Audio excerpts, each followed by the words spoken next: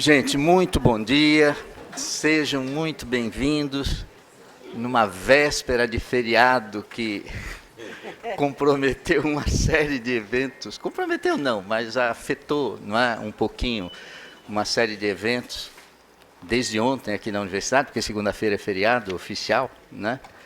Mas ainda assim a gente está aqui com a sala cheia e vamos trabalhar até o fim da tarde aí, com muita alegria. Temos compondo a mesa para esse evento. O Saldívio e o Ari não podem estar aqui, a Patrícia do Itaú também avisou que não poderia, então estamos nós três, eu, o Lino e o Menezes, como d'habitude, a professora Bernadette, representando o Conselho Consultivo. A cátedra tem uma comissão executiva, mas tem um Conselho Consultivo, né, de 10 membros, e a Bernadette representa esse conselho. E a Juliana, mais uma vez, está fazendo as vezes do Itaú Social, né, Ju? Mas é isso, sem delongas, vamos começar assim, o nosso trabalho. Nós estamos no terceiro encontro nesse semestre, né? E na trilha dos princípios orientadores assim da cátedra, que são assim o foco na condição do professor, na condição de trabalho do professor, na formação do professor, e o professor assim no chão da escola, né, trabalhando na escola. Então, tendo isso como foco, tendo também como mote assim que nos interessa, nós buscamos aqui com essas atividades assim, avivar a colaboração entre os diversos níveis de ensino, quando a gente fala de educação, né? A colaboração entre o público e o privado, não é? A colaboração entre os diversos rótulos de educadores aí que trabalham na escola, orientador, e hoje chegou o dia, nesse espectro amplo, de a gente pensar mais diretamente na gestão da escola, a gestão articulada com a docência e a gestão da escola. Não se trata de grandes políticas nacionais, a gestão da escola, a política no chão da escola, não é? E pensando no professor, na docência associada a isso. Nós vamos ter uma fala inicial, como sempre, sobre o tema que vai ser da responsabilidade da nossa querida amiga aí, Tereza Soares, e assim, a gente agradece muito, não só a disponibilidade dela estar aqui nesse horário, mas como ela ter vindo participar de reuniões para poder se inteirar do que era, o que estava sendo feito. Ela passou aqui umas boas horas com a gente antes, né, não hoje, para ter a fala com foco. E depois nós vamos, a partir da fala da Tereza, inspiradora nessa relação entre a gestão e a docência, nós vamos nos dividir, como nas últimas duas reuniões, né, dividir em 3 grupos, com o olhar voltado para a aula, o espaço aula. Escola sem aula não dá para imaginar, escola que é só aula também não interessa, né, mas o espaço aula é preciso ser repensado. Outro grupo vai pensar e pôr o foco no espaço além da aula, e um terceiro grupo vai trabalhar a partir da inspiração que a fala da Tereza vai trazer, certamente, não é? O outro grupo vai falar sobre esse horário de trabalho coletivo na escola, que o Menezes já falou aqui muitas vezes nos outros encontros, né? Mas hoje é uma hora de a gente pôr o foco, a luz nisso daí, e ver o que a gente tira, não é? Eu passo a palavra para os colegas fazerem a sua saudação assim inicial. O Lino, que tem sido absolutamente fundamental para nós nessa partilha, nesse trabalho miúdo, depois nos 3 grupos, né? O Menezes, que vai coordenar mais um grupo hoje nessa tripartição. A Bernadette, que tem acompanhado esse trabalho nosso com todo carinho, né? Ela que é uma pessoa que nos honra muito com a sua presença. Além disso, ela tem participado de reuniões preparatórias e vai falar um pouco sobre o evento e a sequência do evento. E a Ju, que vai trazer a palavra institucional do Itaú Social. Lino. Então, bom dia. Então, muito obrigado pela presença de vocês aí. Eu sei que foi uma escolha preciosa para nós e esperamos que tenha sido para vocês também. Só para a gente se localizar, os colegas que tiveram aqui, que participaram do mês passado e dos outros encontros, por favor, levantem a mão só para eu... Ah, que maravilha! Maravilha. E os colegas que são gestores, levantem a mão, fazendo favor, só para a gente ter uma ideia. Ah, que bom, tem bastantinho. Os colegas que trabalham com educação infantil, de 1ª a 5ª, de 5ª a 9ª. Tem de tudo. E do ensino médio. Ah, que beleza. Estamos bem... Puxa vida, a educação básica está bem representada. Eu estou fazendo essas perguntas, né, levantando essas informações, porque uma coisa que eu aprendi muito, e eu até confesso para vocês que eu não tinha tanta esperança do sucesso dessa iniciativa nossa, foi assim, isso que o Nilson acabou de falar, não é? Da gente ter uma palestra, pensar o dia, né? Um dia que a gente passasse junto com os colegas que trabalham na escola e efetivamente estão lá e têm, portanto, são o coração mesmo da educação básica, e que a gente dividisse, então, um dia juntos de cada mês, nesse 2º semestre, em 4 momentos, né? Um primeiro momento que seria uma fala, como o Nilson falou, de um especialista no tema, que é o caso, por exemplo, da Tereza hoje, né? Que falasse durante um tempo e que pudesse inspirar a fundamentar, compartilhar e iluminar mesmo os momentos seguintes, e depois nós teríamos 3 momentos, né? O momento 2, o momento 3 e o momento 4.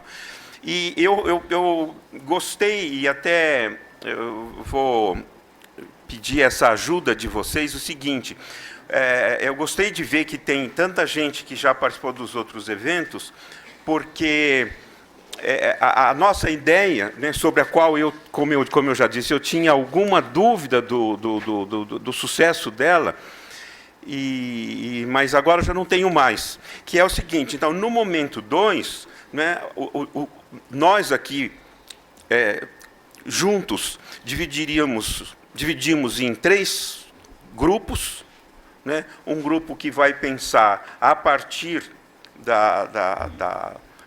da fala da Tereza, da posição dela, do conteúdo divulgado por ela, né, proposto por ela, então que vai pensar o espaço da aula, depois outro grupo, o espaço além da aula, e esse horário de formação dos professores, em que os professores trabalham juntos, e questões ligadas à sua formação, à gestão da escola, enfim, à sua vida institucional.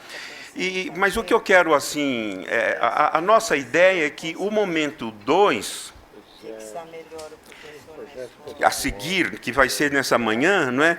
Então, que os colegas, subdivididos nesses 3 grupos, possam falar, né, compartilhar, porque a gente divide em grupos dentro da sala de aula, compartilhar com eles, né, entre eles, a problemática proposta para o evento de hoje, por exemplo, no contexto da sua escola, da sua experiência. E por isso até que eu peço para os... Eu peço e conto com os colegas que têm vindo regularmente para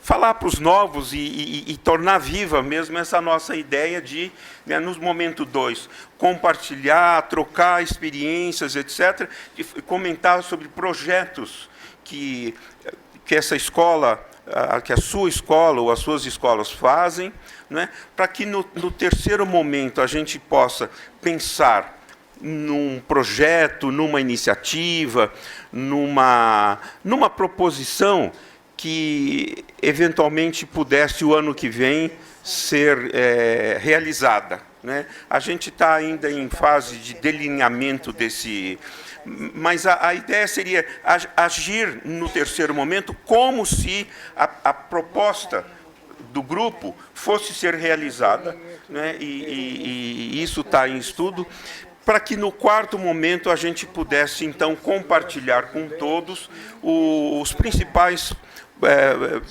projetos ou iniciativas pensadas pelos colegas nos momentos 2 e 3. E esse trabalho tem ganhado corpo, né? E os colegas, acho que entenderam a proposta, gostaram. Eu, por exemplo, eu tenho ficado só num grupo por vez. No mês passado eu fiquei no Educação Infantil. E eu gostei do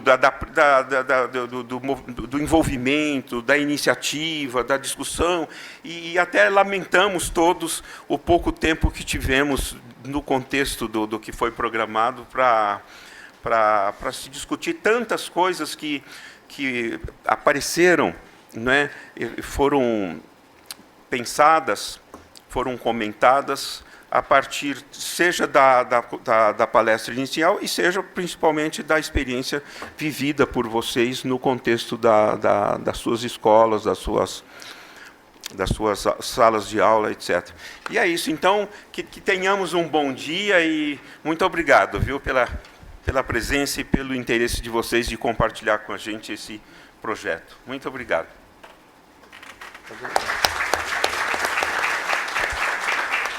Passo a palavra para o professor Menezes e registrando com muita alegria a participação, a presença aqui do professor Naumar, que tem sido fundamental no pensar assim, o futuro da cátedra, os trabalhos do ano que vem. Ele tem sido inspirador, a presença dele é preciosa aqui ao longo do dia entre nós. Obrigado, Naumar. Menezes. Bom, sobre a organização que a gente vai fazer, eu acho que Nilson e Lino já foram bastante expressivos ao contar o que se projeta. Eu quero falar um pouquinho sobre a Tereza Pérez, que vai nos brindar com a fala de hoje, né? Eu conheço a Tereza há muitos anos e temos pelo menos uma década de trabalho conjunto. Olha, já me carregou para lugares que você não faz ideia. Sul do Pará, entre São Félix do Xingu e Marabá, no norte, lá na fronteira do Maranhão. Então, ela é alguém que tem um conhecimento real da escola brasileira. Lugares difíceis, e ela só vai onde tem problema, senão não chamam a Tereza, né? Para enfrentar a realidade social. Uma das coisas interessantes do Instituto de Estudos Avançados, que é quem abriga esse esforço, é que o avançado não é porque ele é melhor, mais sábio que a universidade, é avançado para fora da universidade, quer dizer, está lidando com o mundo, né? Agora, ele é um pouco avançado na idade dos componentes. Bom,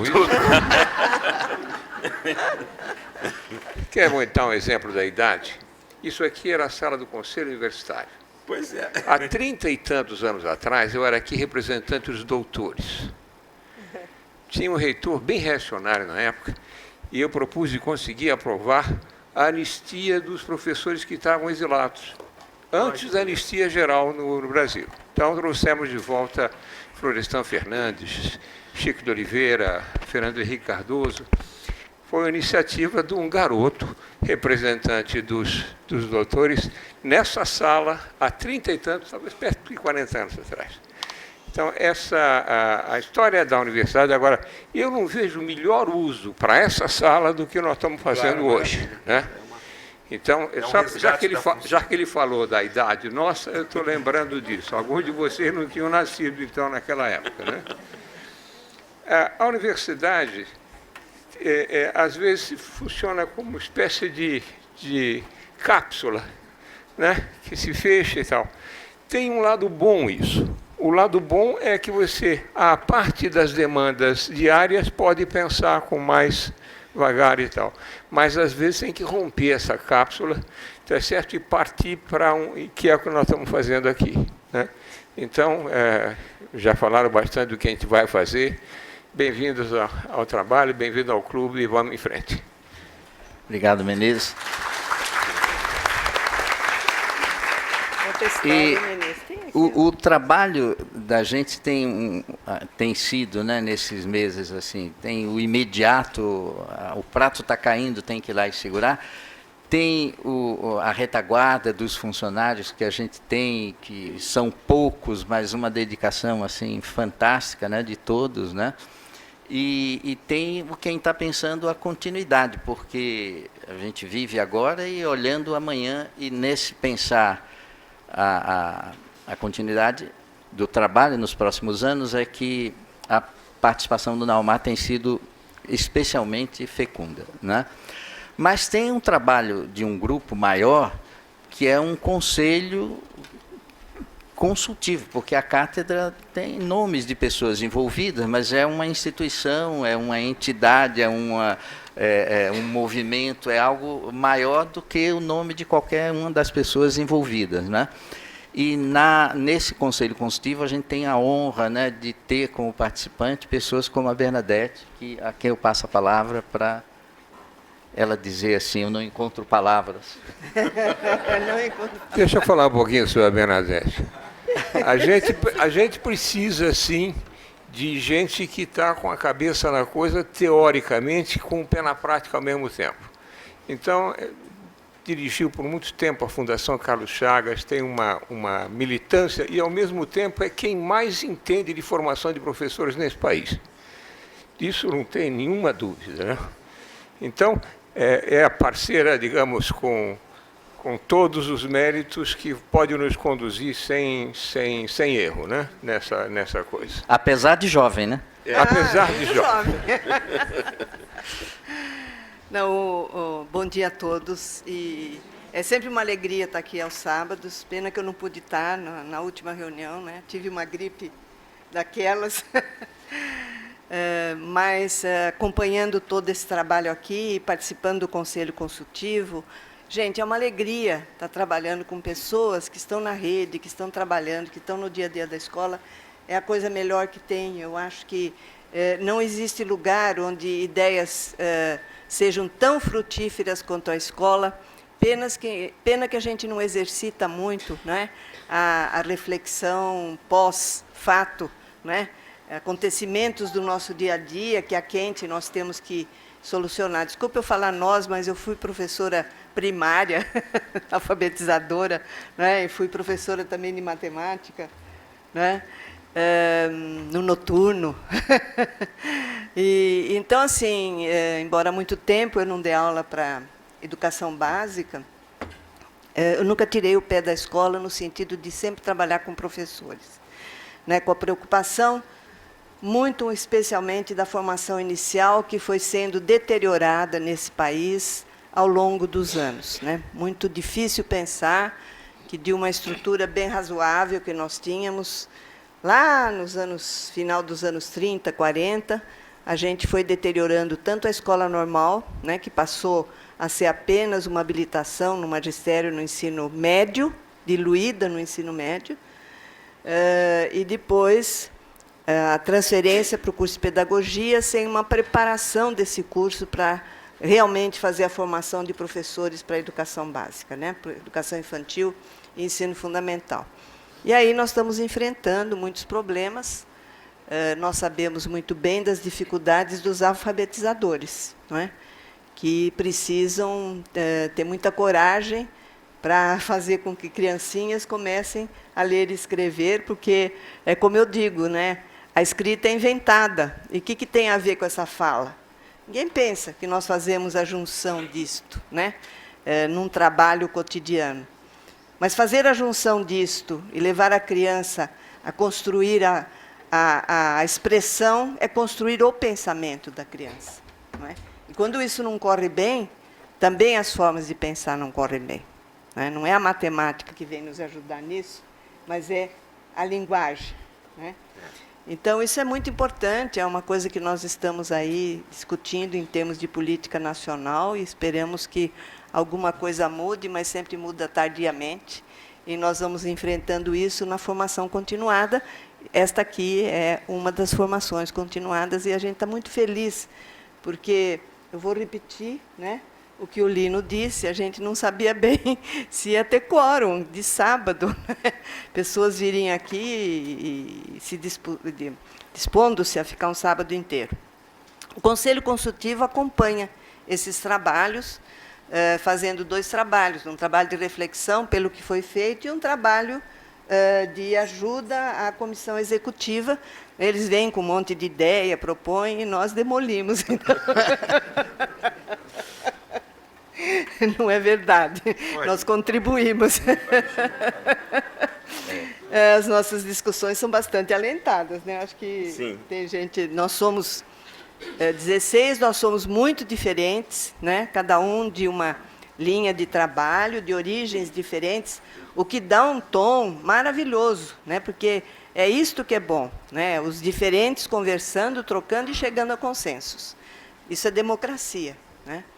E aceitando e ouvindo uns aos outros. Acho que nós temos dado uma contribuição razoável para os encaminhamentos, tanto da temática como para o desenvolvimento de cada trabalho que é feito aqui, no desdobramento dos grupos. Não é? Então, essa é a contribuição do Conselho Consultivo, e realmente trabalhar com essa comissão executiva dos nossos 3 mosqueteiros tem sido uma coisa muito interessante, muito vibrante, né? E eu, particularmente, tenho um papel sempre de puxar esse pessoal pôr o pé na terra. Né? De vez em quando eu falo, nós estamos falando de escola, gente, olha o professor. Então, porque é por aí que a gente quer caminhar. Nosso próximo passo, depois do trabalho desse dia, será o 4º encontro, né, em que nós tentaremos fazer uma reflexão sobre tudo que foi feito nesse semestre. Vamos ver se nós chegamos em sínteses produtivas, né, que nós possamos levar para as nossas vidas e levar para o trabalho do ano que vem. Né? O trabalho do ano que vem será, esperamos, uma aproximação maior com a rede. Né?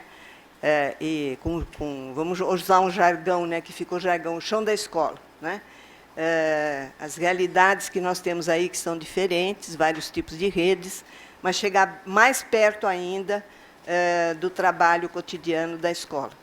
As ideias ainda não estão muito bem formuladas, né? Nós temos muito que discutir e muito vai depender dessas análises que nós vamos fazer, trazer e apresentar e discutir com vocês. Portanto, os que vierem irão contribuir para a continuidade desse trabalho no próximo ano e, especialmente, como melhor fazê-lo. Né? Acho que isso vai ser muito importante discutir com vocês. Né?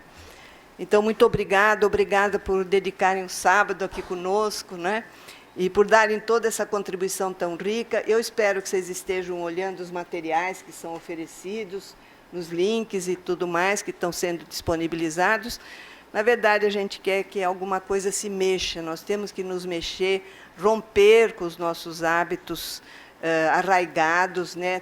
Ousar propor. São pequenas coisas, gente, não é nada grande. Né? Às vezes, uma ação pequena tem um efeito muito grande, não é procurar grandes coisas, mas procurar coisas diferentes para fazer na escola como um todo, nas salas de aula, né? Estimulando os professores a romperem também com os hábitos adquiridos. Os hábitos nos consomem, a gente sabe que é isto mesmo, né?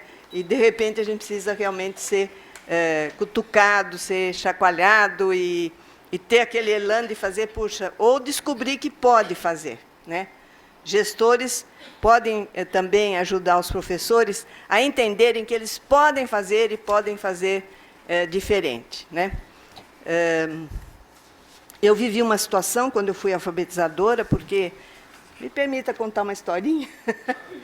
Eu fui dar aula aqui numa escola de madeira, perto do lixão, atrás do zoológico. E os meus meninos, eles vinham do lixão, às 4 horas da manhã, eles iam para o lixão, catar as coisas, e eles vinham direto para a sala de aula, né? E eles vinham muito agitados, né? Nós tínhamos uma tina d'água, porque lá não tinha outra coisa, para eles lavarem a mão, para poder entrar na sala de aula. E era uma rotina, eles irem chegando, lavando a mão, mas eu tinha uma classe que não sabia ler e escrever, todos com 7 anos, 42 alunos, e era um movimento muito grande, e eu, neófita nessa profissão, não sabia bem o que fazer, porque conversava com eles, tentava chamar a atenção, não conseguia, e tinha um dos meninos que levantava e trocava passos de dança. No segundo dia, eu falei, escuta, você gosta de dançar? Gosto demais. Mas você canta? Ah, só se tiver música. Aí eu achei um caminho. Falei, achei. Na outra semana eu levei um toca-disco que eu tinha, daqueles portátil, né, de plástico. Tinha perguntado que tipo de música, arrumei o disco, cheguei, pus na sala de aula, falei, vamos ouvir música, vamos cantar e dançar. Pus o disco, foi uma maravilha, né? Os meninos conheciam a música, o menino veio para frente, ele dançava, regia, tal. Aí, vamos sentar, então. Agora vamos tirar da letra da música que vocês estão cantando as letrinhas, né? As palavrinhas. Comecei com as palavrinhas. E foi um sucesso. A partir daí, eu falei, bom, achei um caminho. Qual foi a minha surpresa quando, de repente, eu fui chamada na diretoria e a diretora me proibiu de levar o toca-disco, porque vai atrapalhar muito, outras professoras reclamaram, isso não é bom. E eu perdi o pé, porque eu falei, como é que vai ser com aquela criançada, né? Gestores têm que ter sensibilidade cognitiva, né? Sensibilidade que leva a um bom entendimento de situações e de contextos. Eu acho que a gente tem que pensar quanto que gestores podem impedir iniciativas interessantes dos professores que podem trazer soluções ricas para a aprendizagem dos alunos. Gente, bom trabalho, parabéns por serem professores e gestores, é uma maravilha. Fiquem na escola, eu tenho muita saudade. Eu dizia, né, que eu ia fazer que nem os japoneses. Quando eu aposentasse, eu ia pedir para trabalhar numa escola de educação infantil. Não é? Mas aí me puxaram para outras coisas e eu estou aqui fazendo outras coisas. Mas gostaria muito de estar na escola, realmente. Criança é uma maravilha. Bom trabalho e obrigada.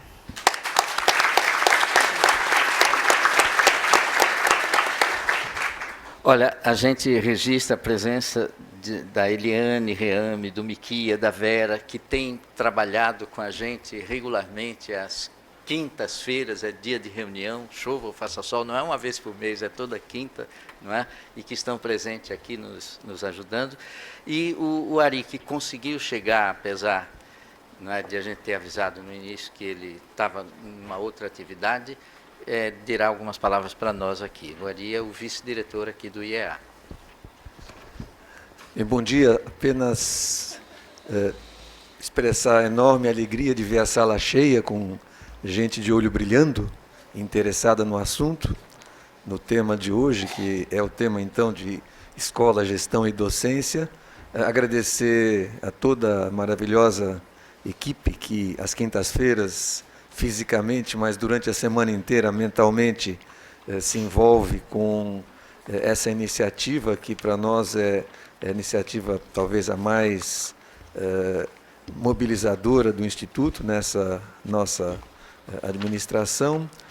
Terceiro, reiterar o agradecimento à Fundação Itaú Social pela parceria, sem a qual a gente certamente não teria a possibilidade de realizar o trabalho na magnitude que já vem acontecendo e que nos próximos anos a gente espera que tenha uma repercussão para além do grupo que está aqui, com a ajuda de vocês, evidentemente, de preferência uma repercussão nacional, e pegar um rapidíssimo gancho no final da fala da querida professora Bernadette, que quando ela traz a história do tocadisco, não é? E que, de certa maneira, é um símbolo da possibilidade de utilização de tecnologia, ou como a gente falaria, né, de artefatos tecnológicos, de recursos contemporâneos na atividade educacional, e como isso, pelo menos no início, né, no relato que ela faz, embora tenha permitido sinais de mudança de possibilidades de relacionamento com a meninada, como isso gera resistência à mudança.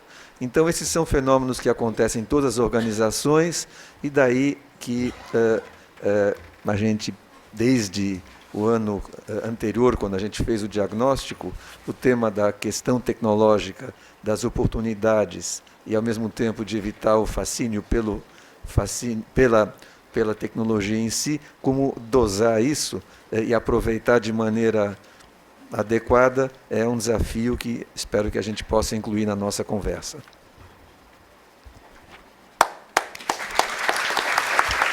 Obrigado, Ari. E, finalmente, passamos a palavra a Juliana, do Itaú Social, que vai se dirigir a vocês e que também vai coordenar a mesa, a palestra, né, a fala, a discussão que a Tereza vai trazer. Ela vai fazer a mediação, vai ficar aqui na mesa, então. Depois da fala da Ju, todos descemos e as duas abrilhantam aqui a mesa. Ju? Eu vou falar um pouquinho sobre a Juliana. Eu queria... É uma parceria, certo? Uma parceria. Você diz, bom, o Itaú Social é um banco e tal, então é uma parceria. Alguém entra com a grana, o resto entra com o trabalho, né? Essa é uma ideia. Saibam que a presença em todas as quintas no debate, nós temos visões, às vezes, nem sempre convergentes. Nem sempre convergentes. A gente trabalha os objetivos sociais e educacionais que o Itaú também traz. Então, não é uma parceria trabalho versus grana, é trabalho versus trabalho, e a grana não trabalha nada. Só para situar. Bom dia a todos e todas. Eu acho que já a palavra dos professores e da professora já expressou da alegria, né, que nós temos de estar juntos com vocês, e também que é um trabalho colaborativo, né? Eu acho que a tensão e o medo que o professor Lino tinha, ela foi se desfazendo à medida que vocês se comprometeram, propuseram temáticas, né? E vem se comprometendo a cada dia mais da gente olhar e fazer uma escola que é possível e diferente para todos e todas as crianças, adolescentes, jovens que adentram, né, este lugar.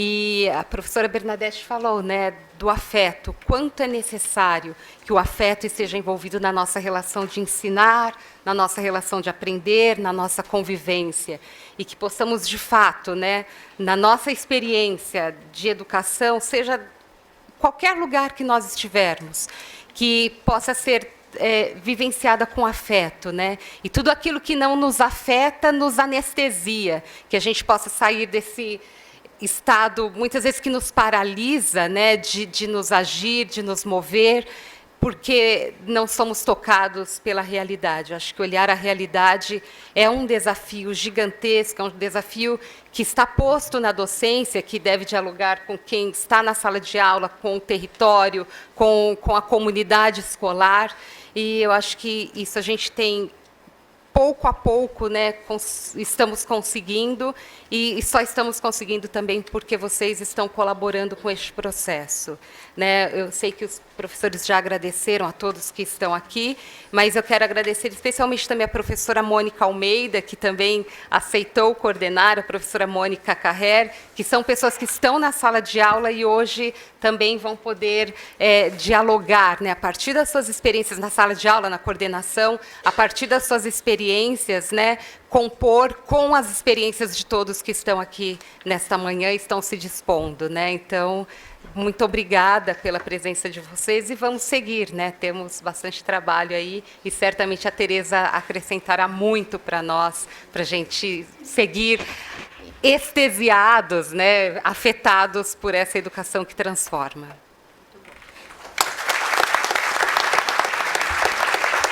Bom, nós encerramos então essa abertura. Agora, até às 11 horas, a bola está com a Juliana e a Tereza. Não é? Às 11 a gente encerra, aí nós temos 80 minutos.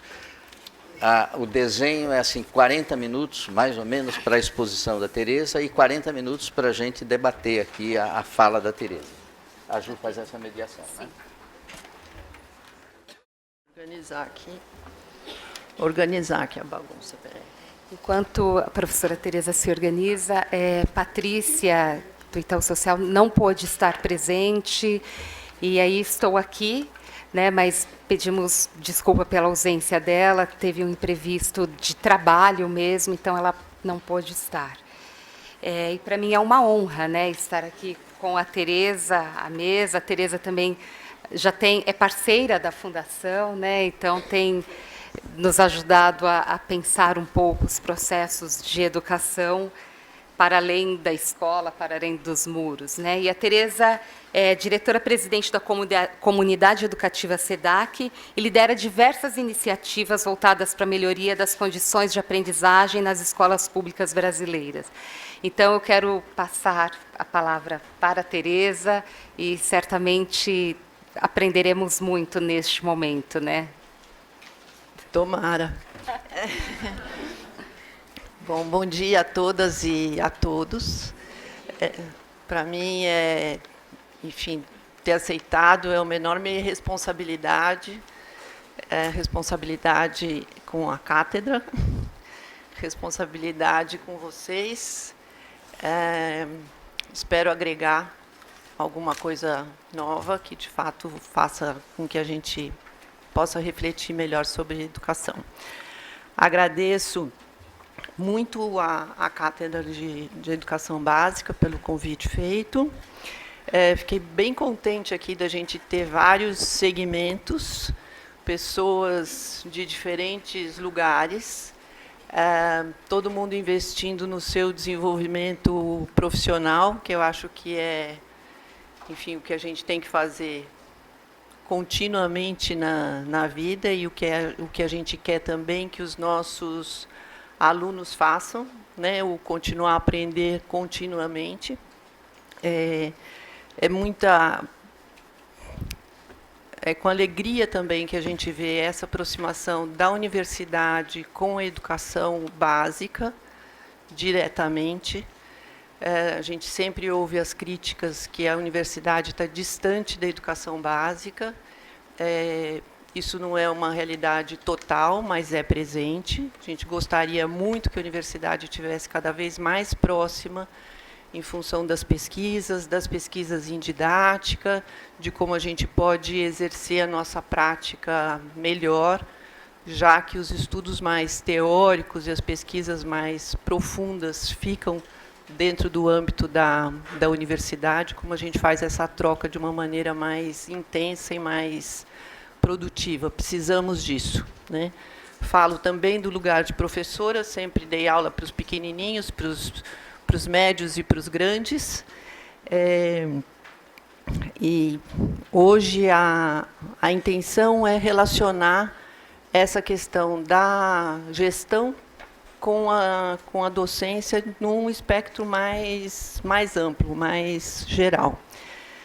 Como o professor Menezes já anunciou, Nós temos lá na comunidade educativa SEDAC uma prática de fazer formação de professores, coordenadores, diretores, técnicos da secretaria, muitas vezes secretários de educação, no Brasil Profundo e no São Paulo Profundo também. No município de São Paulo, a gente tem trabalhado com as creches conveniadas na formação de diretores e coordenadores. São 2.000 creches conveniadas. Isso tem nos trazido também inputs muito interessantes sobre o trabalho, como exercer essa relação dessa dupla gestora, do diretor e do coordenador, com a relação com os professores. Então, vamos começar.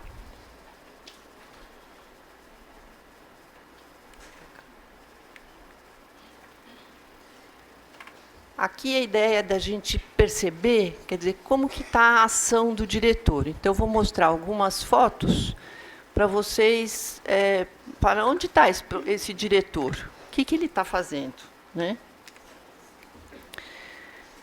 Essa é uma cena comum que a gente encontra em escolas, talvez não nas escolas que vocês atuem, mas nas escolas, de um modo geral, isso é comum, essa cena, né? Que diretor é esse? Onde é que ele está? A gente também vê cenas desse tipo, né? Com um painel organizado, com uma possibilidade dos pais verem o que os alunos estão produzindo, do que eles, entre os estudantes, também possam perceber o que eles estão produzindo. Uma dinâmica, uma vida na escola. Se a gente olhar essa... Vou ficar aqui assim. Não, eu acho que tem um microfone. Tem? Eu quero. Se a gente olhar aquela da esquerda, com a criança procurando os livros ali na biblioteca, a gente vê que é uma escola que está preocupada com o acesso, né? A criança pode ir lá, pode olhar, pode buscar. Ao lado direito... Obrigada. Ao lado direito, a gente tem uma classe bem organizada, com a professora contando histórias, crianças sentadas, ouvindo. Tem desenhos que não são desenhos estereotipados, não são desenhos mimeografados. Abaixo, a gente tem também uma sala super organizada, receptiva, acolhedora para as crianças que devem estar chegando ali. Ao lado, a gente tem uma outra cena, que é um armário totalmente esculhambado. Vocês estão vendo? Aí, meu interesse de trazer essa foto foi que, às vezes, a gente tem o armário, tem os livros, você tem todas as condições, só que falta uma organização, falta uma intencionalidade, falta um direcionamento para essa condição de ter acesso aos livros, né? Não adianta a gente ter uma biblioteca se a gente não sabe encontrar nada nela. Ao lado também tem uma pilha de livros didáticos, em cima de uma mesinha, num chão absolutamente sujo e largado. Essas cenas, né, elas mostram qual é a gente fala muito de respeito, né? Precisa respeitar os alunos, a relação de respeito é intensa. Eu não trouxe nenhuma cena de banheiro que eu não lembrei, mas de pegar, mas depois eu falo dele. O respeito se mostra por essas cenas, né? Quer dizer, onde é que a gente está trabalhando essa condição do diretor, do aluno, do professor, nas situações cotidianas. Aqui a gente tem outra cena de uma reunião de família, onde a maioria é mulher, e vocês podem ver que elas estão com os filhos pequenininhos. Então, é uma escola acolhedora. Não teria uma reunião tão cheia se o diretor dessa escola não acolhesse bem os pais e não falasse coisas, de fato, que sejam de interesse dos pais, né? Então, reunião de pais, a gente sempre tem uma queixa que os pais não aparecem, e não aparecem por quê? Né? Não aparecem porque não podem, ou não aparecem porque as reuniões não diz respeito a que, de fato, interessa a eles, né? Na formação dos filhos. Abaixo a gente também tem uma sala que aparentemente você fala, não, são alunos que estão sentados individuais, né, cada um com o seu trabalho, não é um trabalho em grupo, não é um maker, não estão construindo coisas, enfim, como uma sala moderna, mas uma sala em que está com foco na aprendizagem, cada um está lendo em silêncio, fazendo a sua leitura, que também é algo extremamente essencial no desenvolvimento e na aprendizagem. Do outro lado, uma sala de professores, conversando, dialogando. Tudo isso nos mostra esse diretor que está por trás disso, né? O que ele está, quais são as intenções que cada um tem. Então, na nossa análise, o que a gente vê é que toda escola tem o seu projeto. Esse projeto, às vezes, pode estar inconsciente, mas se eu aceito um armário daquele jeito, aquilo eu acredito que é aquilo que eu acredito que seja assim, né? Porque se eu quisesse que fosse diferente, eu teria feito diferente. Então, a constatação da escola ela é muito interessante de ser feita. Eu aconselho, que é uma atividade muito bacana que a gente faz, que é de fotografar a escola. Fotografar. Põe os alunos para fotografarem, professores, coordenadores, diretores, fotografa. Faz uma exposição dessas fotos. E analisa a escola por meio desse distanciamento do espaço, que o espaço revela demais aquilo que a gente está fazendo, mais do que, muitas vezes, do que a gente discursa, porque no discurso sai tudo bonitinho, né? Na prática, a coisa nem sempre ocorre da mesma maneira. Bom, e o que se espera das escolas hoje, né? O que se quer? Então, a gente tem a Base Nacional Comum Curricular, que coloca uma série de competências, as 10 competências gerais, que indica o que queremos que os alunos aprendam e se desenvolvam ao longo de toda a educação básica. Então, se a gente passar rapidamente por cada uma dessas competências, a gente tem utilizar os conhecimentos historicamente acumulados. Ok, isso a escola vem fazendo, vem nessa busca. Investigar causas, elaborar e testar hipóteses, formular e resolver problemas. Então, uma prática na sala de aula, para que isso de fato ocorra, muda completamente a metodologia tradicional de explicação e reprodução, né? A gente parte, de fato, para uma prática de ação, reflexão, ação, como uma necessidade, não só da gente falar que a gente faz isso, mas fazer com que os alunos possam, de fato, atuar dessa maneira. Fruir de manifestações artísticas e culturais. Eu acho que, em função do IDEB, as escolas se concentraram muito na questão da aprendizagem da língua portuguesa e da matemática, em função das avaliações. O que é muito bom, o que é necessário. Agora, a gente sabe o potencial que tem a arte, as manifestações culturais, para o engajamento de todos, né? Para a ampliação do universo cultural de todas as pessoas que participam dessa comunidade escolar. A arte, em especial, ela tem uma potência, porque ela trabalha, por exemplo, com o erro de uma maneira muito mais suave do que a matemática ou do que a língua. O erro, muitas vezes, ele é um erro criativo. Eu erro e, a partir daquele erro, eu faço coisas inusitadas, coisas novas.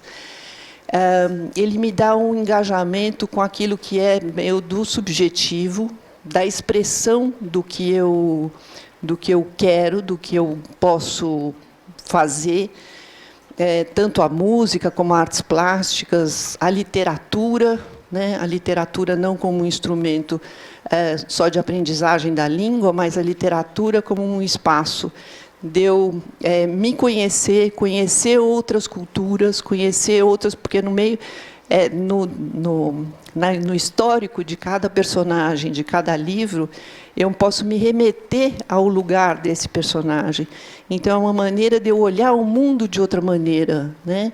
E de uma maneira que eu possa... é confortável, às vezes angustiante, às vezes divertido, mas é um processo de autorreflexão, de autoconhecimento, que a gente sabe como isso é absolutamente necessário. Empregar diferentes linguagens. Até que ponto a gente consegue fazer isso dentro das escolas? Compreender, usar e criar tecnologias de informação. Isso a gente fala, isso está como um apêndice em vários materiais produzidos, desde o Parâmetro Curricular Nacional, lá que eu participei diretamente, a gente fala da importância das tecnologias. Até que ponto a gente tem, de fato, incorporado as tecnologias no cotidiano das nossas salas de aula, na escola, né? Tem um autor que eu gosto muito, o Michel Serres, que ele fala que antes da gente querer ensinar alguma coisa a alguém, a gente precisa conhecer esse alguém. E esse alguém hoje, né, os nossos alunos, todos têm um celular, têm um tablet. Nesse celular tem muito mais informação do que se juntarmos todos nós, todos os professores do mundo, né? Então, não se trata mais da gente trabalhar com a informação diretamente, que era o papel da escola, né? Um papel de instrução que era passar a informação, compartilhar essa informação, mas um papel de fazer com que as crianças aprendam a selecionar, a buscar, a gerar os caminhos que sejam fidedignos e fugir das fake news, fugir dos desvios que a própria tecnologia nos propõe. Então, como que a gente traz isso para dentro da sala de aula? Todos esses alunos e alunas, eles usam isso escondido, né? Quer dizer, como que a gente traz isso de fato e potencializa o uso dessas tecnologias. Entender relações no trabalho e fazer escolhas alinhadas ao exercício da cidadania e ao próprio projeto de vida. Até que ponto a gente conhece esses alunos, até que ponto a gente consegue trabalhar as questões de projeto de vida, de refletir sobre o contexto que está sendo vivido, refletir sobre as oportunidades que cada um tem, as oportunidades que o coletivo pode ter para construir esse projeto de vida. Argumentar com base em fatos, dados e informações confiáveis. A arte da argumentação, eu acho que é a coisa mais difícil que tem, né? Porque eu preciso... para eu argumentar, eu preciso ter acesso a posições contraditórias, eu preciso saber me fundamentar, arrumar um discurso que tenha uma lógica, que tenha uma continuidade, que tenha uma profundidade, para que eu possa interagir com o outro. E argumentar significa que eu estou considerando o papel do outro, que eu considero o que o outro pensa, e como que eu vou articular essa argumentação. Um dia eu vi no rádio uma pesquisa que eu achei super curiosa, que é da Faculdade de Filosofia, que na filosofia, apesar de ser de humanas, tem muito menos mulheres do que homens. E a tese que estava sendo defendida é que nós, mulheres, desde pequenininha, aprendemos a ficar mais caladas, a aceitar mais, a ter mais, ser mais cordata, digamos assim, e engolir mais as coisas. E que os homens não, né? Que os homens têm uma postura muito mais proativa e de argumentação. E é fato isso, né? Quando a gente olha quem está no poder, não é só uma questão de discriminação do feminino e do masculino, mas é uma questão de que os homens se colocam muito mais, argumentam muito mais do que as mulheres. Isso é uma questão que a gente precisa estar bastante atento na escola, nessa diferenciação de gênero. Cuidar da própria saúde física e emocional.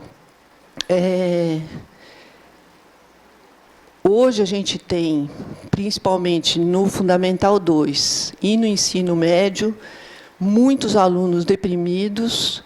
A gente tem notícia de automutilação, a gente tem notícia de suicídio. O que é isso, né? Onde que está esse autocuidado? Como que nós temos conseguido ajudar essas crianças e jovens a terem, de fato, seus projetos de vida e não mergulharem nessa depressão que está muito acentuada dentro das escolas. Não digo que as escolas sejam responsáveis por isso. Acho que a gente tem toda uma sociedade, toda essa aldeia que é responsável pela educação das crianças e dos jovens. Mas é algo que a gente precisa estar muito atento e não fingir que a coisa não está acontecendo. Está acontecendo, né? Dialogar e resolver. Aí acho que assim, tem um cuidado de si e um cuidado do outro, né, que passa também pelo autoconhecimento. Dialogar e resolver conflitos sem preconceitos de qualquer natureza. O diálogo implica em escuta. Outra dificuldade enorme que a gente tem, né? Quer dizer, a gente sabe falar, é muito difícil escutar. Eu digo isso na minha própria prática profissional de formadora, que eu sou. A gente fala disso, mas é tão difícil, porque parece que eu já sei tudo que é bacana. Então, você vai falando aí, mas olha, o bacana mesmo é isso aqui. Olha, por aqui dá certo, por aqui a gente faz. Então, a escuta, ela é absolutamente imprescindível para o trabalho com os alunos, com os professores, com os coordenadores, enfim, com os pais, com as famílias, com o contexto que a gente está vivendo. É um aprendizado bem difícil mesmo, né? E a escuta envolve também a empatia, quer dizer, eu conseguir me colocar no lugar do outro, tentar entender quais são as referências que o outro tem para poder, de fato, estar escutando e não fazer todos os filtros de julgamento. Resolver conflitos. A gente está numa democracia e os conflitos precisam ser resolvidos por meio do diálogo e não da violência, como a gente tem visto tanto. Agir com autonomia, tomando decisões de acordo com princípios éticos. Então, princípios éticos também traz a questão da reflexão como um ponto de partida para eu poder tomar uma posição, e essa atuação autônoma, né? Então, essa autonomia ela tem que estar dentro da escola, ela vai se expressar como, né? Eu ouvindo o que os professores têm a dizer, eu criando elementos para que a gente possa tomar decisões coletivas conjuntas e trabalhar colaborativamente, né? Então, isso tem uma escola que eu vou galgando uma autonomia. Hoje, o que a gente tem visto muito pelo mercado educacional é uma atuação totalmente heterônoma, que eu defino todas as aulas, todos os planos de aula, e o professor é um executor, né? Então, a gente não está partindo desse princípio. Em função desse momento, tanto da base como no momento social mais amplo que a gente tem vivido, falando da quarta revolução industrial, né, a gente vem com uma avalanche da questão tecnológica, um avanço enorme na tecnologia, mudando muito que os caminhos profissionais, os acessos, ora para o bem, ora para o mal. Então, a gente não sabe, de fato, o que vai acontecer daqui 10 anos com esse desenvolvimento todo, especialmente da inteligência artificial. Como diz o professor Menezes, educamos para o imponderável. Não sabemos, de fato, que a gente está educando para onde, um caminho certo. Ah, é por aqui, aqui vai dar certo, né? Não sabemos. Então, algumas coisas que hoje nos apontam as pesquisas, o que precisa para esse mundo em total revolução, que a gente está no meio do furacão, sem saber direito, ora um vento esbarra aqui, outro vento ali, mas o furacão está acontecendo e já a gente está no olho do furacão, né? Então, se fala muito dos domínios dos conhecimentos clássicos. Então, é preciso saber sobre língua, matemática, ciências, artes, ter a ideia de cidadania global. Então, não pensar mais no sujeito como um sujeito só daquele lugarzinho que ele vive, mas um sujeito que está inserido nesse mundo, nesse planeta, uma alfabetização digital, estudos de gênero e desenvolvimento sustentável, né? Eu aconselho todo mundo a assistir um TED do professor Bernardo Toro, que ele fala sobre a questão do cuidado e a necessidade da gente cuidar do planeta, né? Hoje o nosso desafio é a preservação da espécie, mais do que qualquer outra coisa. Ele argumenta muito bem isso, acho que é interessante ver. Quais são as destrezas que apontam como uma necessidade? A criatividade, o pensamento crítico, a colaboração e a comunicação. A metacognição como também um potencial do autoconhecimento muito forte. Então, não só eu aprender, mas eu pensar sobre como eu aprendo. Quer dizer, eu ter a minha reflexão sobre os meus processos internos, né? Esse autoconhecimento também vai em relação aos meus valores, né? A minha perspectiva ética diante da vida. Porque se eu, diante de tudo que for acontecendo aí, os robôs todos... Também li um livro muito interessante, que é Máquinas como Eu, que é um casal que compra um robô, e aí é todo histórico com esse robô, que tem uma inteligência artificial, que sente, percebe, faz, enfim. Como que eu ajo diante de tantos inputs que vão ocorrendo no nosso cotidiano? Eu preciso ter um eixo muito bem estruturado, comigo e com o outro, né, para eu saber fazer escolhas, ter liberdade de fazer escolhas. Em relação ao caráter, o que apontam? Força interior, capacidade de diálogo, iniciativa, flexibilidade e ética, né, como questões necessárias. 20 minutos. Eu fui me empolgando aqui. Deixa eu seguir. Então, vamos lá. Então, acho que esse é um panorama geral de como a gente está, do que esperam de nós, né? Bom, e o que a gente ouve dentro da escola? Agora esperam que a escola ensine tudo para as crianças e para os jovens. As famílias não educam mais.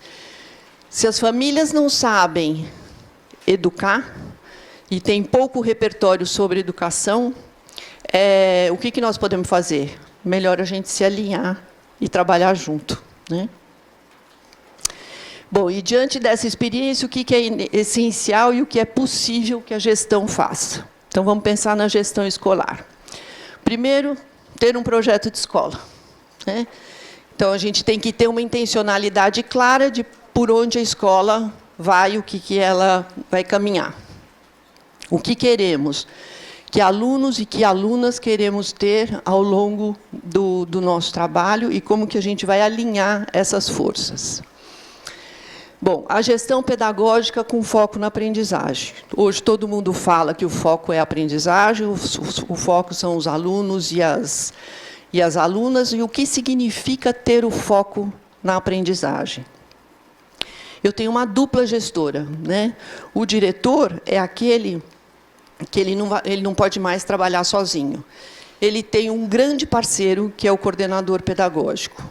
Essas duas figuras na escola, eles têm a responsabilidade de gerar suporte para que a docência possa ocorrer com pertinência, né? Eles é que geram as condições para que o ensino ocorra. E aqui não estou separando o ensino de aprendizagem, mas ensino como... já vou, peraí. Antecipando. Bom, eu preciso ter uma gestão compartilhada. Então, eu tenho a dupla gestora que gera uma gestão compartilhada que envolve os professores, os estudantes, os funcionários, a família e a comunidade. Tudo isso, e as oportunidades do território também, né, o para além da escola, é que geram as condições de aprendizagem para esses estudantes. Então, aqui eu gosto de dizer que a fonte de sentido das ações, das nossas ações, é promover a aprendizagem. Só que quem aprende é o aluno, é a aluna, né? A gente gera as condições para a aprendizagem. Então, para que os estudantes aprendam, a escola executa o processo de ensino, que é uma ação da instituição, é ela que faz isso, é ela que tem essa intencionalidade. Para isso, ela tem várias ações necessárias. Eu tenho todas as dimensões da gestão. Então, eu tenho a manutenção e a limpeza, eu tenho o mobiliário, eu tenho o espaço, eu tenho as normas, os procedimentos, os recursos financeiros, a alimentação escolar, tudo isso faz parte da gestão da escola, e tudo isso precisa estar voltado para o aprender, né? E tenho as pessoas também. Então, eu tenho uma gestão para cada uma dessas ações e tenho a gestão das relações interpessoais e dos recursos humanos como uma forte ênfase do nosso trabalho. Se eu olhar para cada uma dessas gestões, então, vou lá, olhar para cada uma dessas gestões, eu preciso ter uma estratégia, eu preciso ter planejamento, eu preciso ter uma implementação, eu preciso avaliar e eu preciso manter tudo isso, né? Então, todas essas questões refletem na aprendizagem. Como é que reflete? Então, vou pegar a questão da alimentação escolar, por exemplo. Não basta ter comida na escola. A maneira como eu sirvo, a maneira como as crianças podem escolher o que elas vão comer, o momento de sentar e comer e conversar. Isso, eu estou ensinando muita coisa, né? Eu estou ensinando o respeito, eu estou ensinando a solidariedade, se eu sirvo, se eu tenho uma pessoa que serve a comida para as crianças, é completamente diferente de um self-service, né? Eu tiro a escolha.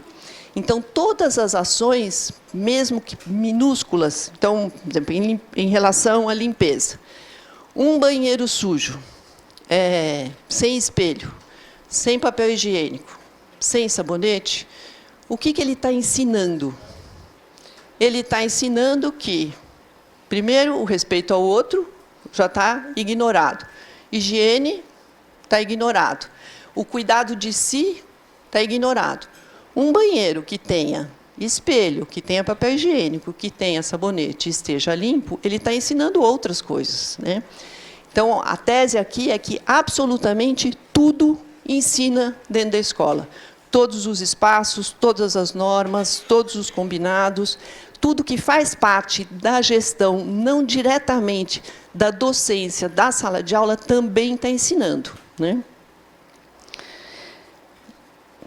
A gestão das pessoas também precisa de estratégia, de planejamento, de avaliação e de manutenção.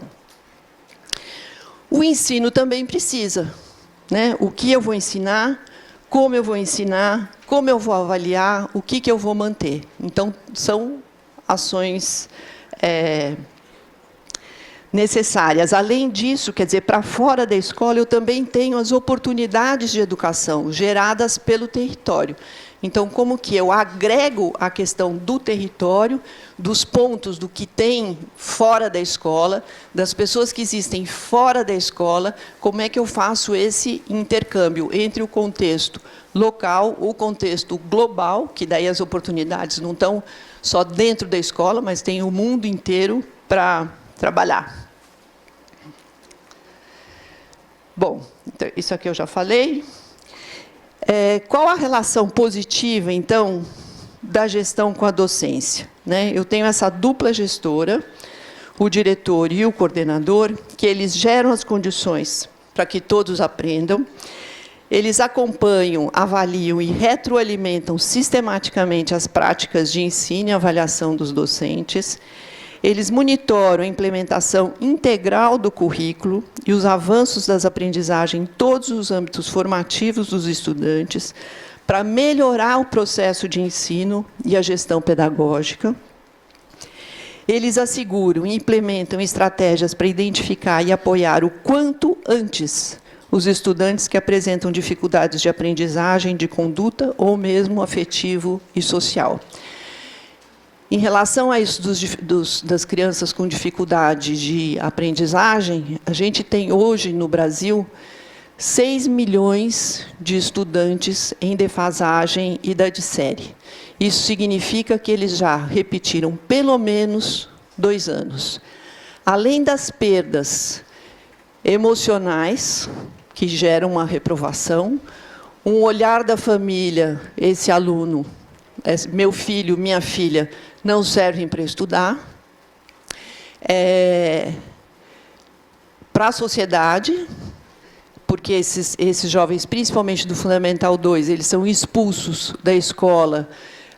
Hoje o EJA tem mais jovem do que adulto, né? Porque eles vão tentar buscar uma certificação fora, não uma formação, mas uma certificação fora. Esses 6 milhões de estudantes que já repetiram pelo menos 2 vezes geram uma perda de 53 bilhões, isso é conta aproximada, 53 bilhões de reais jogados no lixo. Pior, né? Eu acho que assim, 53 bilhões utilizados para tirar o direito de aprendizagem dessas crianças e desses jovens. Sendo que a maioria deles são o quê? Meninos negros. Né?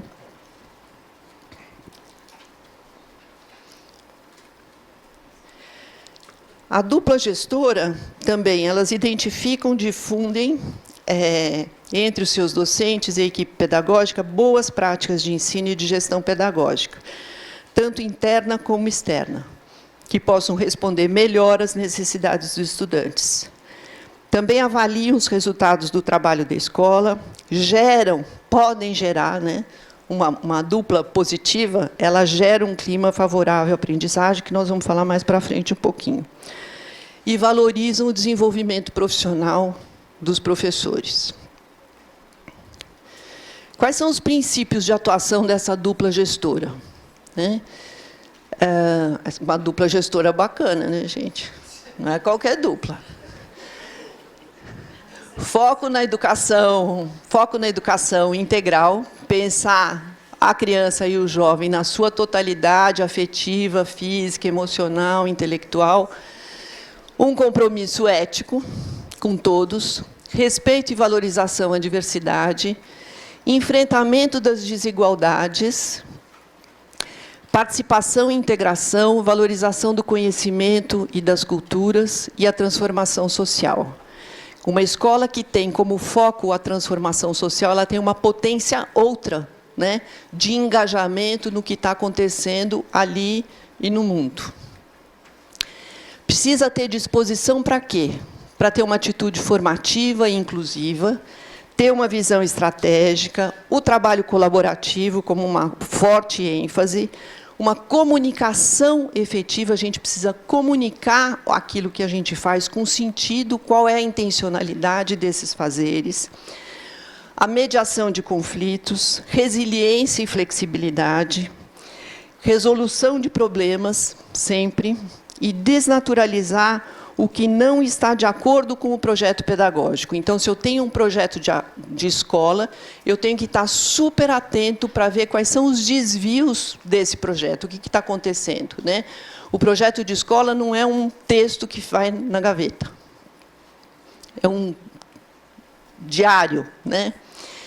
E eu preciso ter muito conhecimento sobre o objeto de conhecimento com o qual trabalha. Então, o gestor, ele precisa saber quais são as implicações do seu trabalho, sim. O coordenador tem outro papel, ele também tem outros conhecimentos que são diferentes. Os professores têm outros conhecimentos que eles também precisam saber com profundidade sobre aquilo que eles trabalham. Práticas e concepções de ensino e de aprendizagem. Educação inclusiva, e aí eu junto com equidade, também a educação inclusiva, a gente fala das questões da deficiência, só que a gente tem muita dificuldade para trabalhar com as crianças com deficiência, e nem sempre a gente faz uma educação inclusiva de fato, ou seja, gerar condições para que todos possam caminhar junto. A equidade, às vezes, numa mesma escola, eu tenho uma sala que está indo super bem, a outra não. Como é que eu trabalho essas diferenças? Como é que eu trabalho as diferenças dentro da própria sala de aula? Então, a equidade, não basta eu falar sobre, mas como que eu traduzo essa equidade para as minhas ações cotidianas. A questão do racismo, que a gente tem muita dificuldade de falar, muita dificuldade de olhar para ver o que acontece dentro da escola. Quando eu falei daquele dado da distorção idade série, isso não é brincadeira, né? Então, a gente vê nas escolas que a maioria é negra, a aprendizagem é mais baixa. Em função dos negros, não. Em função da nossa expectativa de aprendizagem, né? Então, acho que isso é uma coisa muito forte, né? A gente não escuta, a gente não percebe o branco, aí falo do meu lugar, da dificuldade de ver quais são as problemáticas que o negro sofre no seu cotidiano, né? Seja na escola, seja fora da escola, e isso a gente não tem um olhar. A Bel Santos, ela fez uma análise da literatura bem interessante. Ela fala assim que os negros têm uma questão da invisibilidade, né? Eles raramente são protagonistas nas histórias. O desenho traz traços brutalizados, animalizados, coisificados em todas as ilustrações. Os negros como sinônimo de escravo, como se o continente africano começasse só com a colonização. Os negros sempre associados à violência, eles protagonizam sempre situações de roubo, de alertas à epidemia. Nas atitudes, se evita de falar dessas desigualdades. Acho que a gente tem muita dificuldade de falar sobre essas desigualdades. Às vezes por vergonha, às vezes por respeito. Eu não quero tocar nisso porque eu posso ofender, né? E eu acho que a gente tem que passar a olhar para frente, olhar isso de frente. A gente relativiza as discussões étnico-racial, colocando tudo no mesmo balaio. O gordo, a loira, os portugueses, os japoneses, todos são discriminados. São discriminados. Mas a diferença de discriminação é outra. A discriminação é vista como o problema do discriminado. Ele que se vê discriminado. Ninguém está discriminando. É um problema do passado. Isso já foi, né? O Brasil não é um país racista. A gente precisa olhar de frente para isso. Bom, convivência e participação com a comunidade, isso a gente já falou, e a questão do território, né? A gente tem que pensar para além da escola.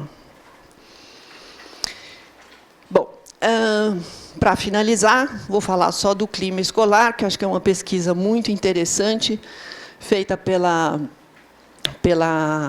Thelma, quer dizer, conduzida pela Thelma e pela Alessandra, que elas apontam e fazem uma compilação grande de outras pesquisas também sobre o clima escolar. Quer dizer, um clima escolar favorável à aprendizagem tem um peso muito grande para cada um dos alunos, não só dos alunos, dos professores, do convívio e da família, né? O que elas apontam? É que um clima escolar favorável exerce uma forte influência sobre a motivação para aprender, atenua o impacto negativo do contexto socioeconômico sobre o sucesso acadêmico. A gente sabe que praticamente 60% do sucesso acadêmico é originário da família. Então, um clima escolar favorável ele atenua muito isso, essa diferenciação. Age como um fator protetor para a aprendizagem e desenvolvimento de uma vida positiva, contribui para o desenvolvimento pessoal e do bem-estar dos alunos e professores, contribui para o desenvolvimento emocional e social dos alunos, está diretamente relacionado ao desempenho acadêmico nos diferentes níveis de ensino, pode contribuir não só para o sucesso imediato do estudante, como também seu efeito parece persistir durante anos.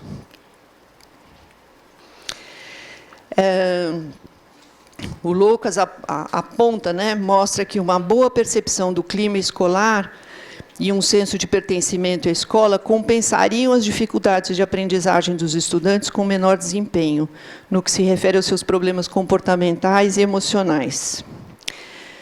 Também indicam que os estudos são relevantes para explicar o efeito instituição, pois identificam que o clima da escola percebido pelos alunos, educativo, a pertença, a justiça, relação entre alunos e relação entre professores e alunos, estão positiva e significativamente associados ao desempenho dos alunos.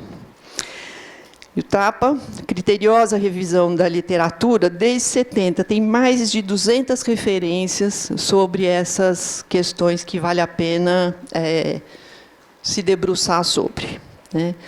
Então, a didática dentro da sala de aula é essencial, mas o clima escolar também, né?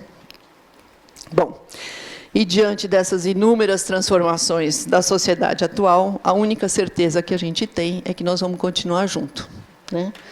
Então, vamos fazer isso da melhor qualidade possível. Obrigada.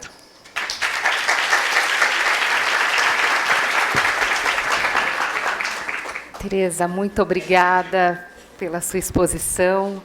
Eu acho que fomos bastante provocados e provocadas para refletir, né, sobre este papel da gestão. E eu fiquei pensando um pouco, né, de tudo que você trouxe, antes de passar a palavra, né, existem elementos centrais, né, que é parte da atuação dessa gestão da escola, elementos que implicam, né, diretamente no processo de aprendizagem. E eu acho que, como ouvimos, né, o tempo todo, uma gestão comprometida com a aprendizagem, né, e a gente sabe que os desafios são muitos, né, porque existem demandas que vêm da rede, da secretaria, que muitas vezes tira esse gestor do lugar de olhar, né, para onde ele deveria estar olhando com mais ênfase, né, que é o processo pedagógico, para as questões burocráticas, né?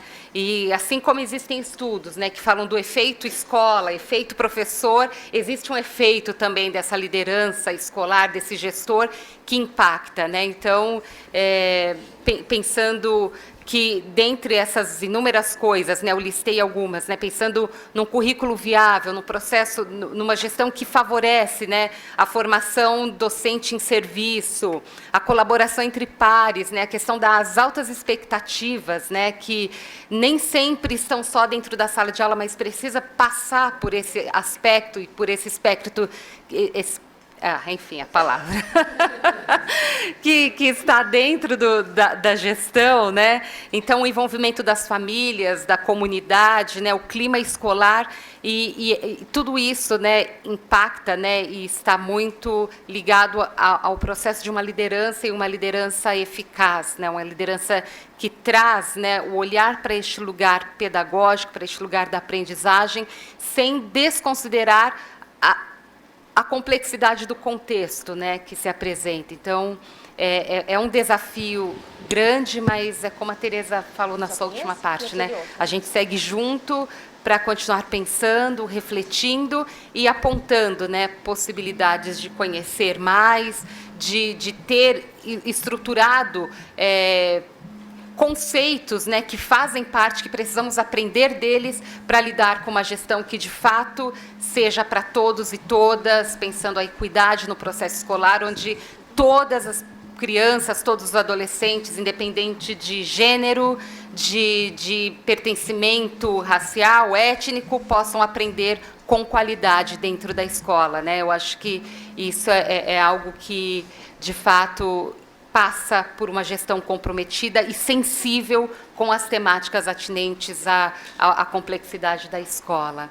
Então, neste momento, eu queria abrir a palavra, né, para que vocês possam conversar um pouco com a Tereza, né, trazer dúvidas, né, trazer apontamentos e colaborações com tudo que ouvimos aqui neste momento. O professor Menezes é o primeiro, então vamos pensar em 3 blocos. Calma, deixa eu ver o tempo. Temos aproximadamente meia hora ainda, né? Agradeço a Tereza por finalizar, né, e utilizar do tempo com muita responsabilidade, que isso é muito bom, porque nós temos também possibilidade de ouvi-los e queremos e desejamos ouvi-los e ouvi-las. No caso, não é uma pergunta, é um pequeno depoimento. Há vários anos atrás, também por conta da Tereza e do grupo dela, eu fui levado para o lugar, se não me engano, é Venda Nova do Imigrante, lá no interior do Espírito Santo. E como nós vimos, eu estou ilustrando 2 coisas que a Tereza falou. Precisa ter projeto, e esse projeto tem que ser periodicamente avaliado. Isso é um. A outra, no penúltimo slide, aparecia a participação da comunidade. Eu vou ilustrar essas 2 coisas numa experiência vivida, eu creio que em Venda Nova do Imigrante. Nós tínhamos que mudar de um lugar para outro, na atividade coletiva, e eu peguei uma carona com uma professora. Só que ela falou, olha, eu tenho que passar na minha escola. E parou uns 15 minutos na escola. Eu falei, eu vou ver a escola, né? Saí do carro e entrei na escola, a Escola de Educação Infantil. O projeto da escola foi desenvolvido junto com a comunidade. E era avaliado pela comunidade. E era avaliado, só que a avaliação não ficava na gaveta da diretora, ficava na porta, no corredor de entrada, com um sinal vermelho, sinal verde, sinal amarelo, dependendo das observações. Aí eu olhei, primeiro, as mães e os pais não entregavam a criança na porta. Entravam na escola, olhavam os espaços, etc. E eu vi um vermelho lá e fui descobrir o que era. Era observação de mães de que certos brinquedos tinham um número muito insuficiente e as crianças disputavam esses brinquedos. Olha, você tem um projeto de escola, você tem uma família que participa, entra na escola, vê os espaços, não ouve dizer. E terceiro, a avaliação está no corredor de entrada, não está na gaveta da gestora. É só uma ilustração dos 2 elementos. Tem projeto, o projeto é avaliado e a comunidade participa. Esse trabalho tem um material que vocês devem conhecer, que é o INDIC, que foi feito pelo MEC junto com a Ação Educativa, que é excelente para você fazer essa avaliação da escola, né? É um roteiro de avaliação que envolve a comunidade, é muito, muito bacana de ser usado, é mesmo. Professor Lino. Está aqui, Lino. Tereza, eu quero perguntar para você, com base na sua grande experiência, parabéns pela palestra, o seguinte, na sua experiência, como é que é para um gestor e para um coordenador pedagógico? Isso vale também, os que eu vou perguntar, valeria também para os professores, eu acho, para nós professores. Como é que é? Porque, assim, é esperado, no imaginário das pessoas, é esperado que o gestor e o coordenador pedagógico, como líderes da escola como um todo, eu vou exagerar, fazer uma caricatura, talvez esteja sendo muito injusto, mas só para você entender o sentido da minha pergunta. É esperado que eles tenham autoridade, que eles tenham conhecimento, que eles saibam, né? Porque, como se fosse contraditório, aquele que dirige, que lidera, não pudesse ter formação, estudar, não pudesse até, enfim, o que eu quero saber no fundo é assim, como é que é, na sua experiência, para esses colegas que são a liderança da escola, assumirem que eles têm direito, porque têm necessidade, e que eles precisam, como qualquer um de nós, de formação, de coisas que você faz tão bem com o seu pessoal, que a gente viu aí na palestra. Não sei se ficou clara a minha questão. Olha, a gente tem de tudo, né? Você tem diretores e diretores, coordenadores e coordenadores, né? De um modo geral, nós trabalhamos muito em municípios pequenos, com equipe técnica reduzida, né? Que nos indica a fragilidade da formação, tanto do diretor como do coordenador, né? Embora também nos grandes centros isso aconteça, né? Então, acho que assim, a primeira tomada de consciência do diretor é da responsabilidade dele com a escola, porque ele assina tudo e ele não tem dimensão de tudo aquilo que ele assina e de tudo aquilo que ele é responsável, né? Nós temos uma cultura muito centralizadora e autoritária. A gente tem uma matriz centralizadora. E essa matriz centralizadora, para quebrar, ela é difícil, porque para eu trabalhar de um modo colaborativo, eu preciso tirar essa roupa e vestir outra, né? Hoje fala muito no coach, né? E que vários secretários têm feito isso, que é de perceber a necessidade de você, de fato, ter uma gestão democrática. E a gestão democrática, de princípio, você sai desse lugar de que sabe tudo. Então, eu preciso ouvir o outro, eu preciso compartilhar, eu preciso estudar aquilo que eu não sei, eu preciso assumir que eu não sei determinadas coisas, né?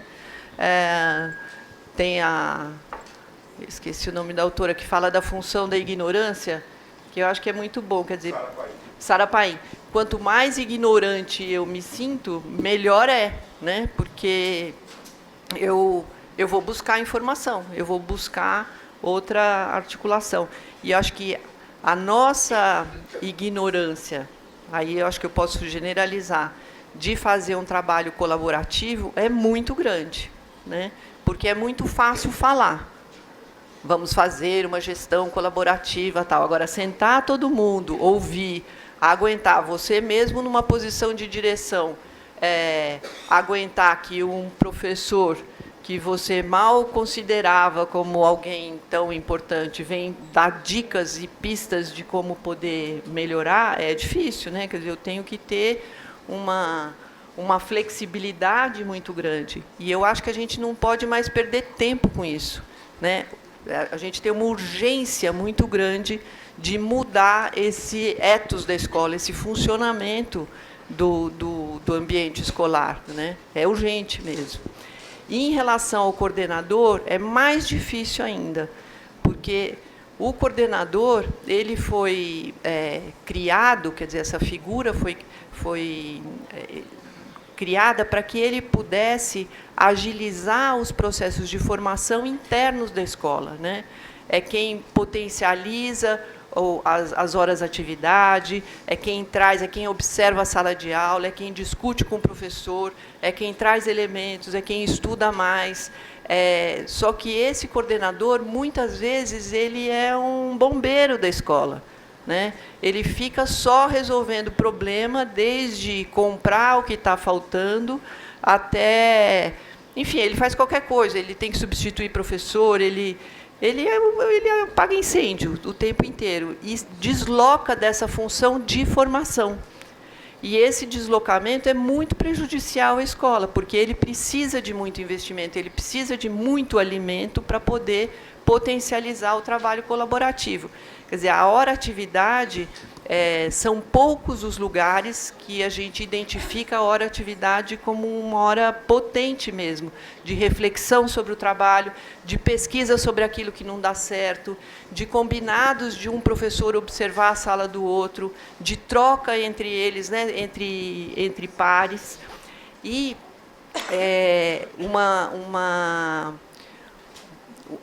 as escolas particulares, elas sofrem mais com isso do que as escolas públicas, porque as escolas públicas têm garantido essa hora-atividade, né? Essa hora-atividade é preciosa para o trabalho compartilhado, para a autonomia do professor, para a criação de novas estratégias. E as escolas particulares, em função estou falando de um modo geral também, lógico, né? Em função do pagamento, ela vai reduzindo muito e dificultando esse trabalho compartilhado entre os professores, né?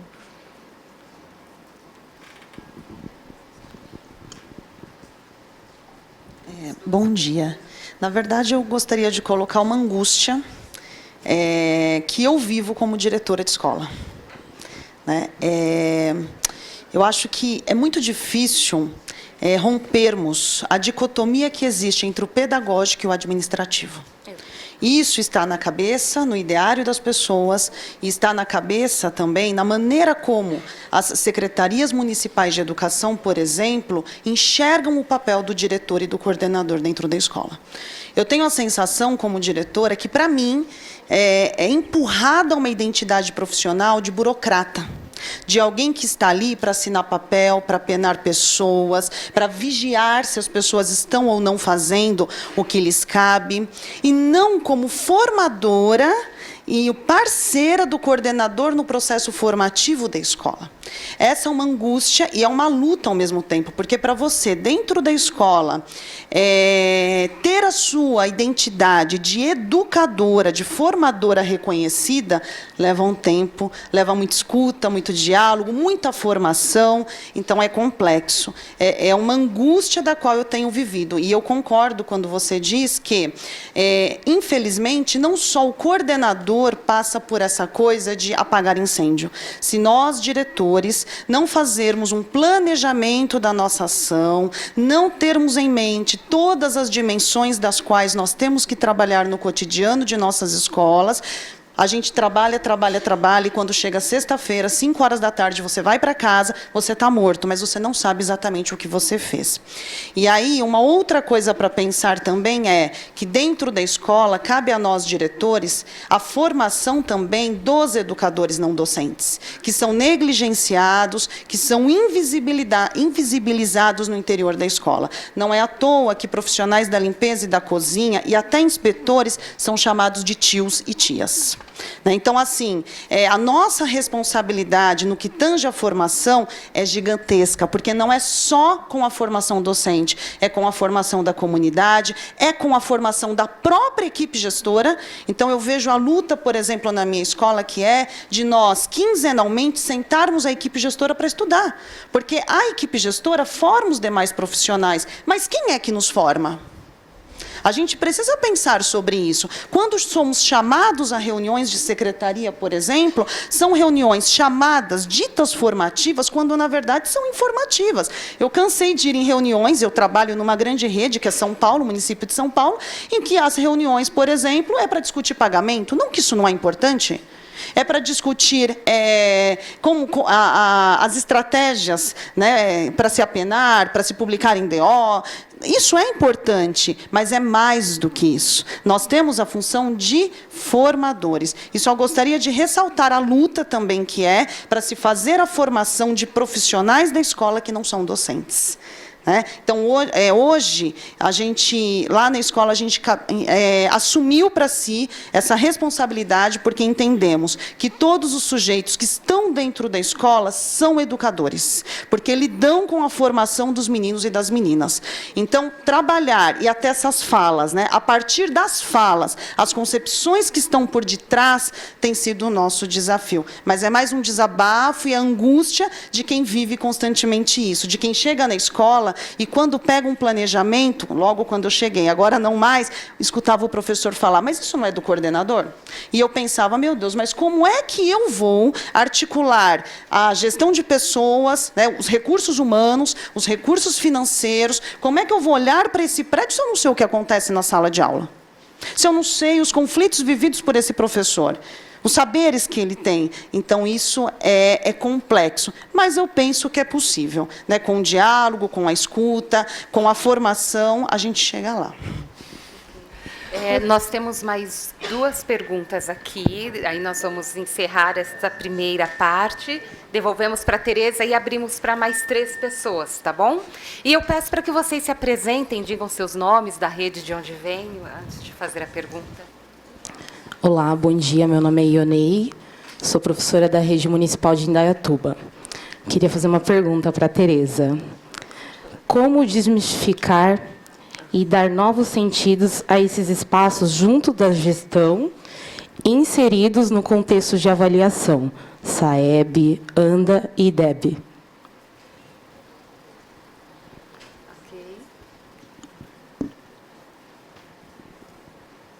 A gente fecha esse bloco com mais uma pergunta aqui.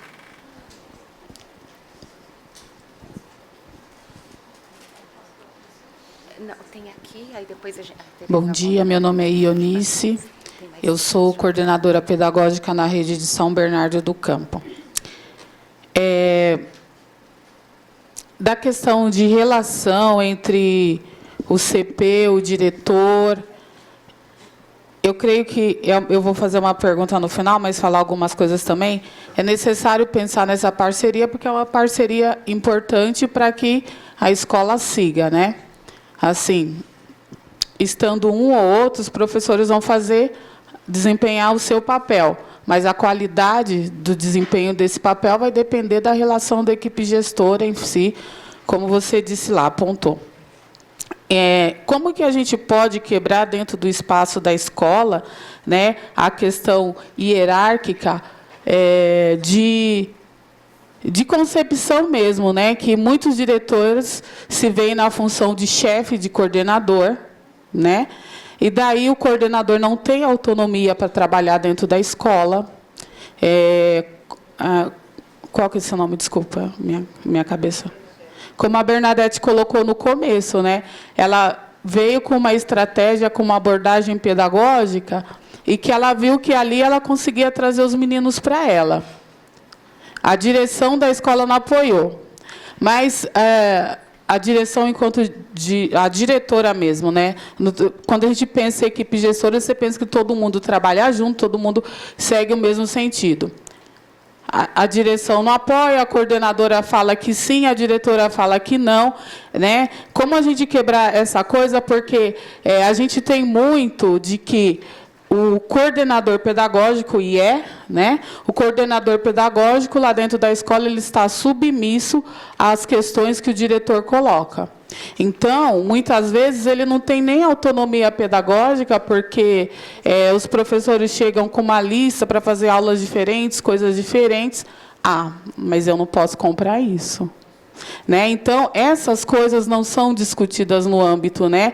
E como que a gente pode quebrar isso, já que os sistemas, né, as prefeituras, o Estado, enfim, né, eles não fazem com que seja vista como uma equipe de gestão, né? Para tratar de alguns assuntos administrativos, que seja, a presença do diretor, mas tem assuntos que são da área pedagógica, que poderia estar reunidos os dois, quando chama lá só o diretor para tratar de uma coisa que é pedagógica, não teria que estar os dois, já que a gente considera equipe, né? É necessário, é fundamental que os dois trabalhem juntos, pensando na comunidade escolar, nos alunos, enfim. Como que a gente quebra essa questão de ego, porque às vezes é mais ego, né? Para fazer a escola funcionar do modo adequado, atender adequadamente, se os sistemas de ensino criam, eles próprios, né, cria essa questão hierárquica, né? Passamos a palavra a Tereza, depois temos mais 3 pessoas já inscritas. Isso que você colocou é de fato muito difícil, né, quando o sistema não colabora. Eu acho que a gente tem um mote agora, que eu acho que é o currículo, né? Em função da base, todos os municípios, todos os estados, enfim, tiveram que refazer, atualizar os seus currículos. Em todos os currículos, pelo menos do Brasil, todos que eu vi, você tem um projeto ali de aluno, né? De alunos, de alunas do que se quer formar. Então, se a gente se pautar por isso, a gente precisa remeter a esse projeto de escola. Nesse projeto de escola, a ação compartilhada, ela precisa existir. O que aconteceu, acho que durante muitos anos, que a formação dos gestores se acreditava que uma boa gestão era o suficiente para a melhoria da aprendizagem, né? Então, acho que vários materiais, cursos e formações foram feitas muito do ponto de vista administrativo mesmo, como se isso resolvesse, até pesquisas com econometria, que apontava se você economiza luz, não sei, X de aprendizagem, enfim, umas ligações meio estapafúrdias, no meu modo de ver, mas, enfim. Isso, acho que gerou uma marca mesmo para os gestores, né? Que eu acho que está na hora de desmontar. Da nossa prática, quanto mais interlocução tiver entre os pares, melhor é para mudar essa postura, né? Então, diretores conversando com diretores, falando das suas dificuldades e buscando formas de solução, tem mostrado como uma atuação potente para a transformação. Existe, ligar a prática administrativa com a pedagógica é absolutamente necessário, porque se o diretor não entende, sei lá, os professores vão pedir para comprar X livros para ler para as crianças. O diretor que não está acompanhando o que está acontecendo em sala de aula, ele nega esse recurso. Fala, não tem dinheiro para isso, né? Se ele está acompanhando, ele vai priorizar aquilo que vai afetar diretamente a aprendizagem das crianças e o plano pedagógico, quer dizer, o planejamento do professor lá em sala de aula, do que comprar cadeira nova para a sua sala, né? Então, fazer a gestão administrativa financeira junto com o pedagógico é uma necessidade fundamental, difícil de ser feita, né? Eu acho que assim a troca mesmo entre os pares, entre diretores, entre coordenadores e entre professores, lógico, isso gera uma mudança de postura que a educação é urgente de que isso aconteça, né? Em relação às avaliações, eu acho que a gente também está num momento crítico de tanta avaliação, né? Porque se avalia, a gente fica mais avaliando do que preocupado no que a gente está ensinando. Acho que as reflexões dentro da escola, com a equipe toda, de que aluno e aluna nós queremos, quer dizer, para onde nós queremos ir, é absolutamente essencial. Sei das cobranças das avaliações, é inevitável, porque elas estão aí. Quer dizer, qual o melhor caldo que a gente pode tirar disso, né? Mudar a prática pedagógica em função disso, mas sempre tendo o olhar para esse olhar mais formativo a longo prazo, né? E não o imediato. Qual que é o medo com a base? É as pessoas se fixarem nas habilidades, quer dizer, então tem que ensinar tais e tais e tais habilidades, eu foco ali, ensino trabalho com aquelas habilidades e esqueço a formação do sujeito mais completo. E aquilo que eu coloquei, quer dizer, o imponderável está colocado. Então, eu preciso pensar nesse todo, nesse sujeito de um modo mais amplo, né? Não perder esse foco, né? Não sei se eu respondi. Temos pouquíssimo tempo e mais uma pergunta. Acho que foi só mais uma pessoa. E aí a professora Tereza já, na resposta, né, traga suas considerações e aí encerraremos este primeiro momento. Bom dia. É uma questão rápida mesmo. Eu sou diretora de Santos, município de Santos, litoral de São Paulo. Eu fui gestora, diretora, sou de carreira, então passei pela coordenação. Eu sou uma diretora muito voltada para o pedagógico e acredito nessa parceria, tanto que a coordenadora vem acompanhando a formação por convite meu. E fui gestora durante 2 anos de uma escola com 13 classes, Funde 1, Funde 2, Educação de Jovens e Adultos, com várias exigências burocráticas, em avaliações, em projetos, em programas, em cada uma dessas modalidades. E hoje sou diretora de uma escola de educação infantil com 7 salas de aula. E, na minha prática, no fundamental, na primeira escola, eu pouco conseguia essa conversa bem próxima com a minha coordenadora, porque as exigências burocráticas acabavam me fazendo uma diretora muito mais burocrática do que pedagógica. E olha que eu delego muito. E mesmo com e tinha educação integral também na escola, dentro, fora da escola, era uma complexidade muito grande. E hoje eu vejo escolas imensas sendo construídas. Essa é a minha pergunta. Tem alguma pesquisa, algum estudo que comprova que as escolas menores elas têm uma qualidade melhor pedagógica nessa questão da parceria gestão pedagógica e administrativa? Eu não tenho... Eu tenho um número aqui na minha cabeça que eu não sei de onde ele veio. Mas uma escola já com 1000 alunos, ela não é boa, né? Não sei se a professora Bernadette tem algo a dizer sobre isso.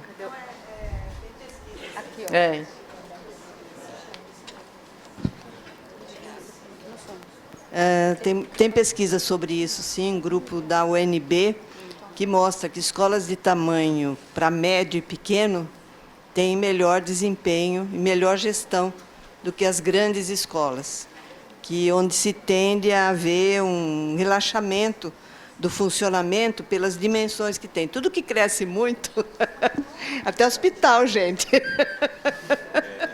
É um horror. Você perde a dimensão do trabalho pedagógico. Então, existem, sim, estudos, não só aqui no Brasil, viu? Há estudos lá fora também. Isso a gente sabe, enfim, as pesquisas a gente pode buscar, mas, na prática, isso é evidente, né? Que as escolas... Não pode ser muito pequena também, né? Como uma sala de aula também não é boa, muito pequenininha, mas tudo que passa de um limite do razoável, você perde a governabilidade sobre aquilo, né? Você não consegue enxergar os alunos e os professores. Sim. Uma questão de política pública, sem dúvida. Bom, obrigado de vocês estarem aqui amanhã de sábado. Espero ter contribuído com alguma reflexão aí sobre o nosso trabalho árduo e maravilhoso que a gente tem pela frente, né? Acho que a gente vê todas as dificuldades, mas desnaturalizar as situações cotidianas, eu acho que é o que dá mais prazer. Quer dizer, isso aqui não dá mais, o que a gente faz para mudar. Obrigada.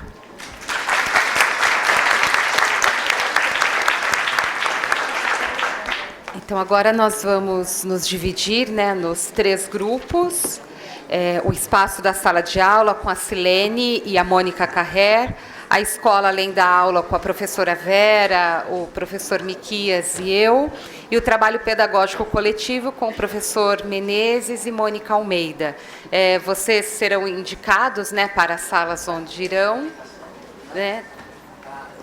O setor azul é a aula, o azul e a esquerda, essa salinha.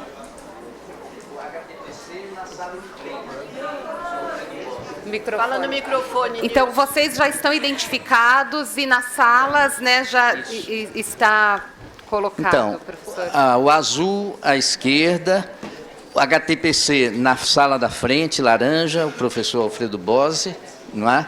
E o além da aula aqui no auditório. Ok.